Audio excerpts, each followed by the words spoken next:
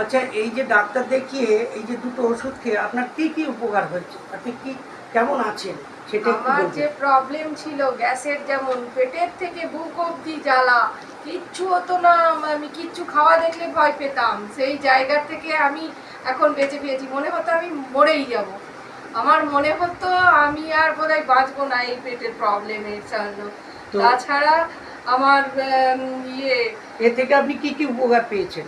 এটার থেকে, এই দুটোর থেকে আমি উপকার হয়েছি। আমার গ্যাসের জ্বালা আর যন্ত্রণা থেকে হয়েছে, আমার খিদে, আমার লিভারের প্রবলেমের যে ছিল, অসুবিধা ছিল, সেটার থেকেও আরাম খিদেটা পেয়েছি। বেড়েছে, তাই তো? হ্যাঁ, খিদেটা খিদেটা বেড়েছে, এখন আচ্ছা। এনার্জি লেভেলটা বেড়েছে। আমি বাহ। যেটা কোনো কাজ করতে ভয় পেতাম হুম।